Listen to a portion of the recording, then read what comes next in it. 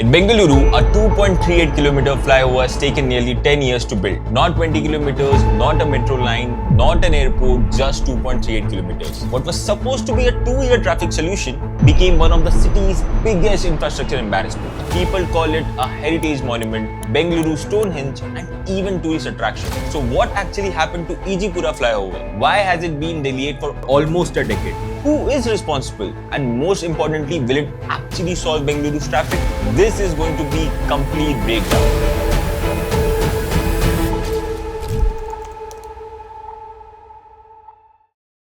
The Ejipura Flyover, also known as Ejipura Kendriya Southern Flyover, is a 4-lane elevated corridor in the southeast Bengaluru. It connects major traffic choke points around Ejipura, Koramangala, Sony World Junction, Kendriya Southern, and Inner Ring Road. If you live in Bengaluru, you already know how brutal this stretch is. This corridor carries traffic from Koramangala offices, IT commuters, residential areas, and vehicles heading towards Bengaluru, Indranagar, ORR, and Hosur Road. Every day, thousands of vehicles pile into this bottleneck.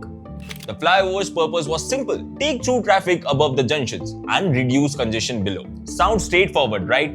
Not quite.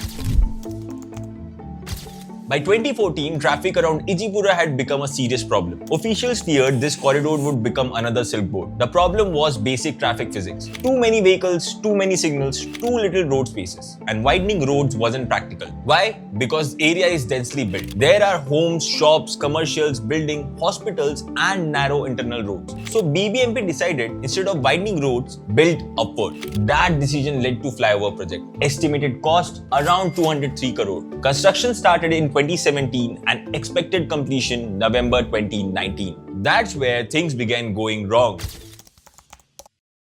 The project was awarded to Simplex Infrastructure. At first, construction began normally, piling foundations, pillar work, then progress slowed and then slowed more, then almost stopped. Why? Because infrastructure projects don't fail from one problem. They fail from multiple failures stacking together. The first problem, utility shifting. Under the road were water pipelines, sewage lines, electricity cable, telecom fiber, all of this had to be relocated. That required coordination between multiple agencies: BBMP, BWSSB, BESCOM, telecom operators, traffic police, and coordination failed. Second problem, traffic management. You can't shut this road completely. Construction had to continue while traffic kept moving. That made every construction step slower and more expensive. But the biggest problem was still ahead.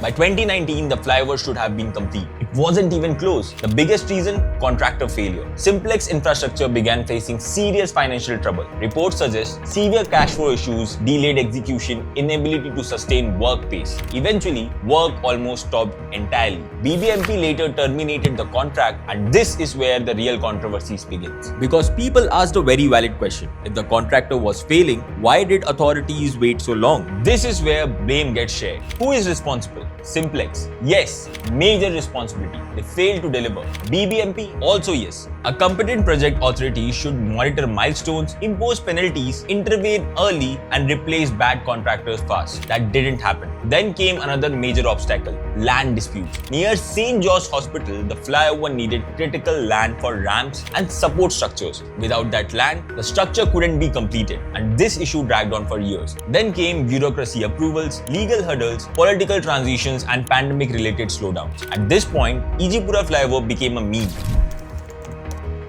People weren't angry just because of delay. They were angry because they suffered every single day. Commuters dealt with dust, narrowed road, debris, unsafe barricades, slower traffic, longer commutes. This is important. A delayed infrastructure project is often worse than no project. Why? Because citizen pays the price without receiving the benefit. And the cost isn't just frustration. It includes fuel wastage, lost time, pollution, productivity, lost business disruption. Over 10 years, the economic damage may have exceeded the project construction cost itself. That's huge.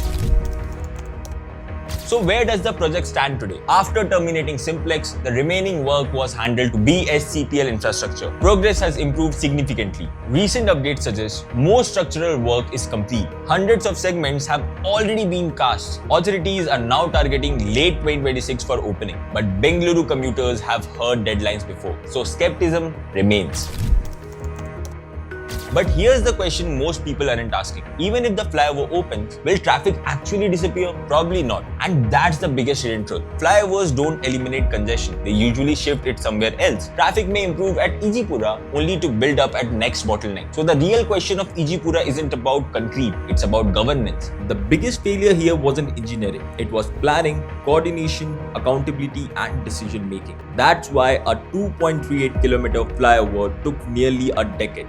And in many ways, the Ejipura Flyover is the perfect symbol of Bengaluru itself. Fast growing, overloaded, full of ambition, but constantly struggling to keep up. The question is, will we learn from this or repeat it again?